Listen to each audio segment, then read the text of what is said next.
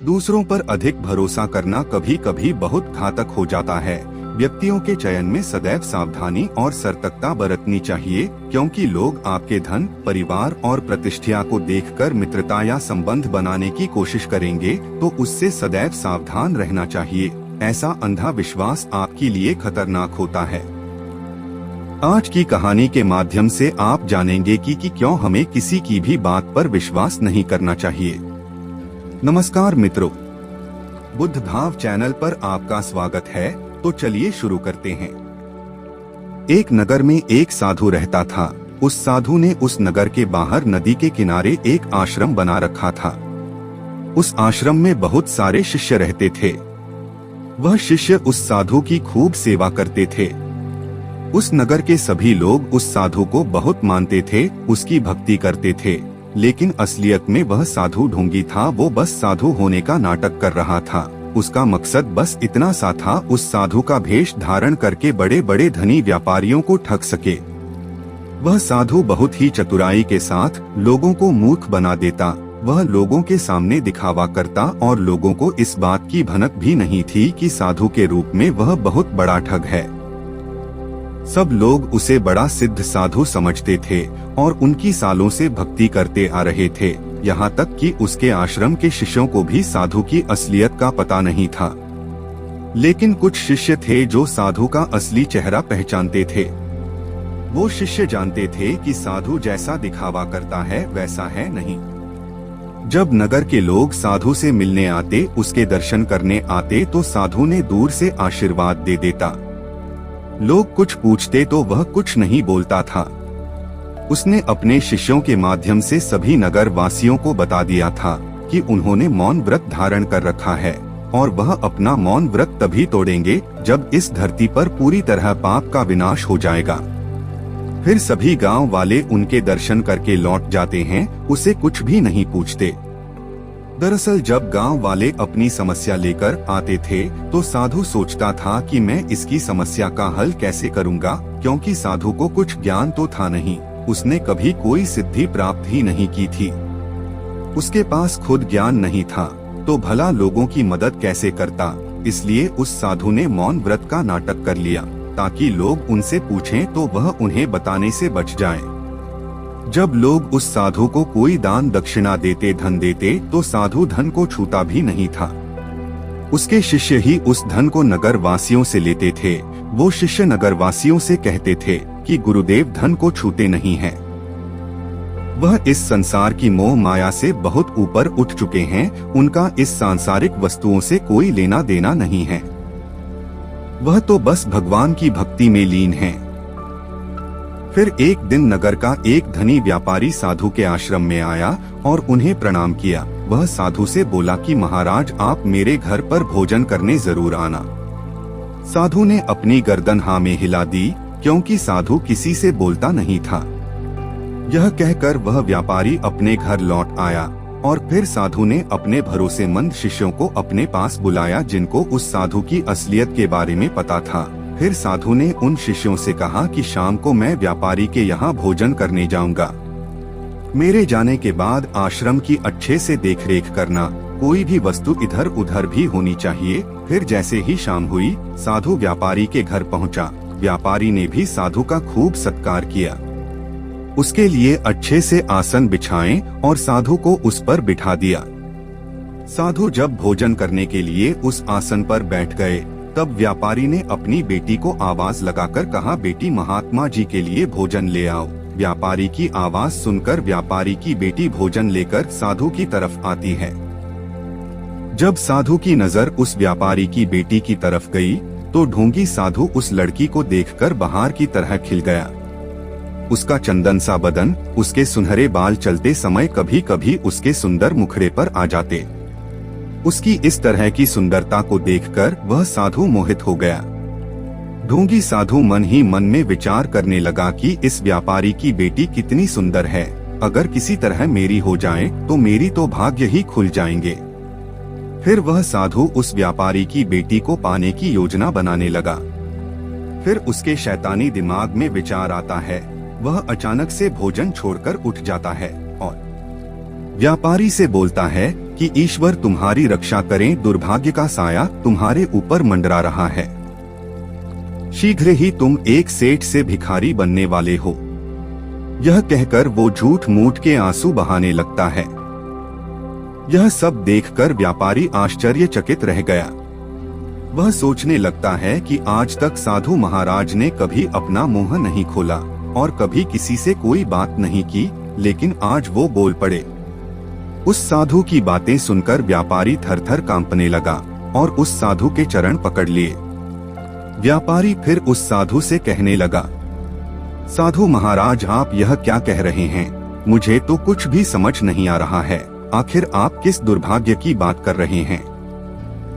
क्या यह दुर्भाग्य इतना दुखदायी होगा कि आपको अपना मौन व्रत भी तोड़ना पड़ा? आपने मुझ जैसे साधारण मानव के लिए अपना मौन व्रत तोड़ दिया। फिर वो ढोंगी साधु व्यापारी से कहता है, मैंने तुम्हारे सिर पर आने वाले विपदा को देख लिया है। यह तुम्हारी बेटी जो है ना, यही तुम्हारे दुर्भाग्य का कारक है। जिस दिन तुम इसकी शादी करोगे उस दिन से तुम्हारी बर्बादी शुरू हो जाएगी। तुम्हारा सारा परिवार तबाह हो जाएगा। तुम्हारे परिवार के सभी सदस्य एक एक करके मरने लगेंगे। तुम्हारा पूरा परिवार खत्म हो जाएगा। तुम कर्ज के बोझ के तले इतने दब जाओगे कि तुम्हें पता ही नहीं चलेगा तुम कब सेठ से भिखारी बन गए। ये सब कुछ इतनी जल्दी होगा कि तुम्हें कुछ भी समझ नहीं आएगा। साधु की ऐसी बातें सुनकर व्यापारी कहता है, हे महाराज, कोई तो ऐसा उपाय होगा जिससे कि यह विपदा टल जाए। कोई तो ऐसा रास्ता होगा जिससे कि इस दुर्भाग्य से बचा जा सकता है। आप तो सिद्ध महात्मा हैं, आपके पास मेरी समस्या का कोई न कोई हल तो जरूर होगा। ये बातें सुनकर साधु मन ही मन बहुत प्रसन्न हो जाता है, क्योंकि वह साधु इसी इंतजार में था कि कब व्यापारी उसे यह पूछे कि मैं क्या करूं जिससे मेरा दुर्भाग्य टल जाए। फिर वह साधु कुछ विचार करके नाटक करता है, अपनी आंखें बंद करता है और कुछ मंत्र बुदबुदाने लगता है।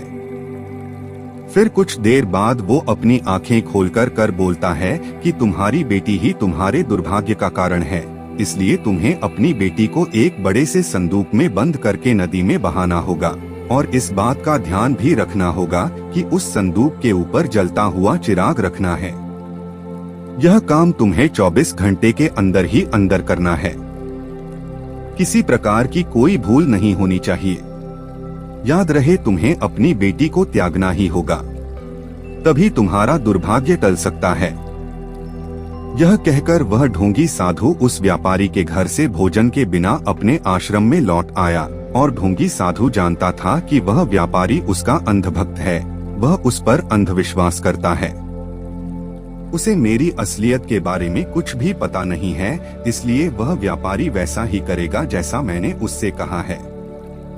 उधर ढोंगी साधु के जाने के बाद व्यापारी को नींद नहीं आ रही थी। उसने भोजन भी नहीं किया। उसे तो बार बार साधु की बातें याद आ रही थी। जो साधु ने चेतावनी दी थी वह रह रहकर उसे याद आ रही थी। वह बहुत बेचैन हो चुका था। उसे समझ नहीं आ रहा था कि अब क्या करें। एक तरफ उसका दुर्भाग्य है तो दूसरी तरफ उसकी जान से प्यारी बेटी, और व्यापारी अपनी बेटी से बहुत प्रेम करता था। वही उसकी एकमात्र संतान थी। उसने उसके लिए बड़े बड़े सपने देखे थे। वह अपनी बेटी को अपने से दूर नहीं करना चाहता था और दूर देख भी नहीं सकता था। जब उस व्यापारी ने अपनी बेटी की आंखों में आंसू देखे तो व्यापारी का दिल दहल गया। अपनी बेटी के प्रति मोह उसे बार बार रोक रहा था, लेकिन फिर व्यापारिक अपनी जमा पूंजी गंवाने का भय सताने लगा। उसने बड़ी मेहनत करके ये सब कुछ हासिल किया था। वो इतनी आसानी से ये सब कुछ गंवाना नहीं चाहता था। एक तरफ तो व्यापारी को धन का मोह अपनी तरफ खींच रहा था, वहीं दूसरी तरफ उसकी बेटी के प्रति प्रेम उसकी बेटी को नदी में बहाने से रोक रहा था। वह पूरी रात इन सब के बारे में सोचता रहा। आखिरकार उसने फैसला कर ही लिया कि वह साधु की आज्ञा के अनुसार ही काम करेगा। अगले दिन सुबह होते ही उसने एक बड़ा संदूक मंगवाया। जैसे ही उसकी बेटी ने संदूक देखा तो उसकी आंखों से आंसू रोके नहीं रुके। वो बस अपने पिता की तरफ देखती रह गई कि उसके पिता उसे इस तरह से अपने से अलग न करें। लेकिन पिता की खुशी के कारण उसने पिता से कुछ नहीं बोला। तब व्यापारी ने अपने दिल पर पत्थर रखकर अपनी बेटी को बुलाया, फिर उस संदूक में बैठने को कहा। उसकी बेटी संदूक में बैठ जाती है। फिर व्यापारी इस संदूक पर एक चिराग जलाकर उस संदूक को नदी में बहा देता है। उधर साधु अपने शिष्यों से जाकर कहता है कि नदी में एक संदूक बहकर आए जिस पर एक चिराग जल रहा होगा। तुम उस संदूक को बिना खोले उठाकर मेरे कक्ष में ले आना। याद पूरी सावधानी से, कोई गलती ना हो। तब साधु के शिष्य निगाह गड़ाए उस नदी की तरफ देख रहे थे। संदूक नदी में बहा जा रहा था। तभी एक राजकुमार उस नदी की तरफ से गुजर रहा था। उस संदूक को देखकर वह सोचता है कि यह संदूक कहाँ जा रहा है। वह नदी में जाकर उस संदूक को अपने पास ले आता है और संदूक को खोलता है तो उसमें एक सुंदर लड़की निकलती। राजकुमार को देखकर व्यापारी की बेटी रोने लगती है। फिर उस लड़की को कहता है, तुम संदूक में क्या कर रही हो? राजकुमार की बात सुनकर व्यापारी की बेटी रोने लगी और राजकुमार को सारी बातें बता देती है। वह कहती है कि एक साधु उसके घर पर भोजन करने आया था। उसने उसे देखकर उसके पिता से कहा कि यह तुम्हारे दुर्भाग्य का कारण, अगर मेरे पिता मुझे त्याग देंगे तो उनका दुर्भाग्य टल जाएगा। इसलिए मेरे पिता ने मुझे इस संदूक में बंद करके नदी में छोड़ दिया। व्यापारी की बेटी की बातें सुनकर उस राजकुमार को बड़ा हास्य हुआ कि कोई पिता भला अपनी बेटी के साथ ऐसा कैसे कर सकता है। फिर उस राजकुमार ने निश्चय किया, मैं इस लड़की को अपनी जीवन संगिनी बनाऊंगा। राजकुमार लड़की को अपने साथ एक मंदिर में ले गया और वहीं जाकर उसने उससे शादी कर ली। राजकुमार को साधु की नीयत पर संदेह हुआ कि आखिर साधु ने ऐसा क्यों किया। राजकुमार ने साधु का पता लगाने का निश्चय किया। वह सोच विचार करने लगा। तभी उसके मन में एक विचार आया। उसने अपने सेवकों से कहा कि तुम लोग जंगल में जाओ और एक गुरिल्ला पकड़कर यहाँ लाओ। राजकुमार की बात सुनकर सेवक तुरंत जंगल में गए और वहां से गुरिल्ला पकड़कर ले आए। राजकुमार और सेवकों ने मिलकर उस गुरिल्ला को जबरदस्ती उस संदूक में बंद कर दिया और फिर उस संदूक पर ताला लगा दिया। वह उस संदूक पर एक जलता हुआ चिराग रखकर उसे नदी में बहा दिया। उधर ढोंगी साधु के शिष्य बड़ी ही बेताबी से उस संदूक का इंतजार कर रहे थे। जैसे उन्होंने उस संदूक को देखा, तुरंत नदी में कूद गए और उस संदूक को खींचकर किनारे पर ले आए। फिर उन्होंने उस संदूक उठाया और गुरुदेव की कुटिया में पहुंचा दिया। जैसे ही साधु ने वह संदूक देखा तो बहुत खुश हुआ। खुशी के मारे उछलने लगा। अब वो ढोंगी साधु बेसब्री से रात होने का इंतजार करने लगा कि कब रात हो और कब वो उस व्यापारी की बेटी को संदूक से बाहर निकाले। साधु मन ही मन बहुत खुश हो रहा था। जैसे ही रात हुई, साधु की खुशी का कोई ठिकाना नहीं रहा। तुरंत संदूक के पास गया। फिर उस साधु ने संदूक का ढक्कन खोलना शुरू किया। जैसे ही उस ढोंगी साधु ने उस संदूक ढक्कन को खोला तो उसमें से एक भयानक गुरिल्ला बाहर निकला। इससे पहले कि साधु कुछ समझ पाता, उससे पहले ही गुरिल्ला ने उसे पीटना शुरू कर दिया। उस ढोंगी साधु को थप्पड़ मार मार कर गोरिल्ला ने लहूलुहान कर दिया। गोरिल्ला ने उस ढोंगी साधु को इतना मारा कि वह बेहोश हो गया। जब तक कि साधु के शिष्य उसे बचाने आते, तब तक गोरिल्ला ने साधु की बुरी हालत कर दी। फिर उसे छोड़कर गोरिल्ला पास के जंगल में भाग गया।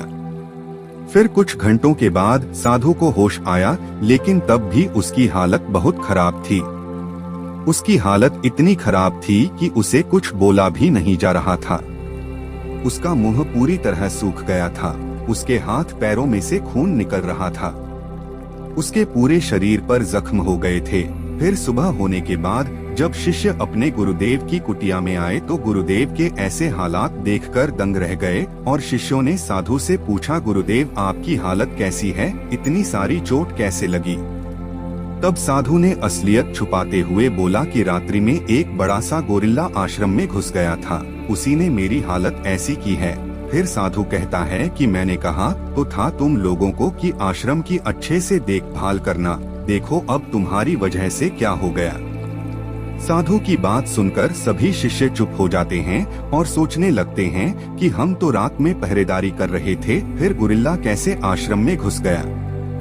फिर धीरे धीरे यह बात पूरे नगर में फैल गई कि साधु को एक गोरिल्ले ने घायल कर दिया।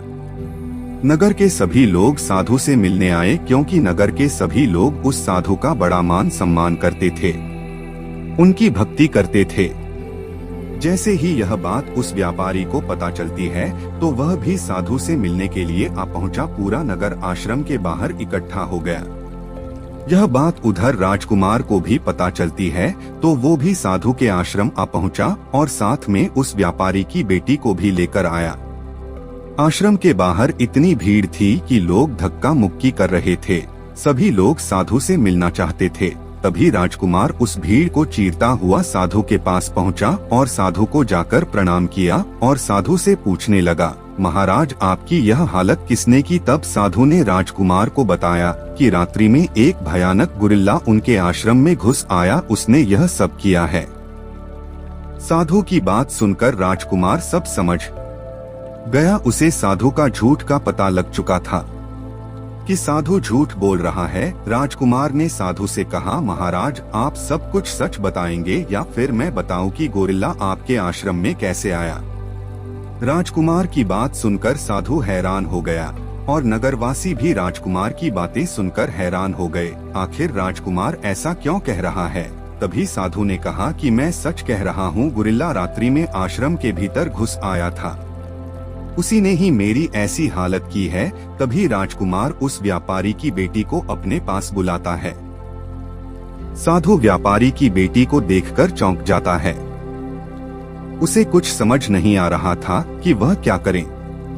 उसकी पोल खुलने वाली थी। फिर वो साधु कुछ नहीं बोलता है और मौन हो जाता है। लेकिन वह कब तक मौन रहता? राजकुमार ने नगर वासियों को बताया कि कैसे इस ढोंगी बाबा ने व्यापारी की बेटी को हासिल करना चाहा। इस ढोंगी बाबा ने व्यापारी को कहा कि उसकी बेटी उसका दुर्भाग्य का कारण है, उसे छोड़ दें, नदी में बहा दें, ताकि ढोंगी साधु उसे प्राप्त कर सके। नगरवासियों को साधु की असलियत जानकर हैरानी हुई। उन्हें साधु पर क्रोध आया। सभी लोग साधु पर क्रोधित होंगे। सभी लोगों ने मिलकर उस साधु की बहुत पिटाई की। पीट पीट कर नगरवासियों ने उस साधु को वहां से भगा दिया। व्यापारी को अपनी भूल का एहसास हुआ। उसने सोचा कि मैंने बिना कुछ सोचे समझे इतना बड़ा फैसला कैसे ले लिया। मैं तो अपनी बेटी से बहुत प्रेम करता था, उस साधु की बातों में आकर मैंने यह कैसे अपराध कर दिया। व्यापारी रोता हुआ अपनी बेटी के पास जा पहुंचा और उससे बोला कि बेटी मुझे माफ कर दो, मैंने तुम्हारे साथ बहुत गलत किया है, मुझे ऐसा नहीं करना चाहिए था, मेरे साथ घर चलो। पिता की बातें सुनकर वो बेटी बोली, पिताजी मैं आपके साथ नहीं चल सकती, आपने मेरा त्याग कर दिया है और त्यागी हुई कोई भी वस्तु वापस नहीं ली जाती है, मैं कभी भी वापस नहीं आ सकती। यह कहकर उसकी बेटी राजकुमार के साथ चली गई। उस व्यापारी को अपनी गलती पर पछतावा हुआ। अब वह सोच रहा था कि मैंने तो सब कुछ खो दिया, मेरी बेटी ही तो मेरे घर की लक्ष्मी थी, अब वो भी मुझसे दूर हो गई। काश मैंने साधु की बात नहीं मानी होती तो आज मेरी बेटी मेरे साथ होती। व्यापारी जोर जोर से रोने लगा। वो कहते हैं ना कि जब चिड़िया चुग गई खेत तो फिर बाद में पछताने का क्या फायदा। आज की कहानी से आपको क्या शिक्षा मिली, एक बार कमेंट में जरूर लिखें। और अगर आप चैनल पर नए हैं तो चैनल को सब्सक्राइब कर लीजिए। मिलते हैं फिर से बुद्ध भाव की नई प्रस्तुति के साथ। तब तक के लिए नमस्कार।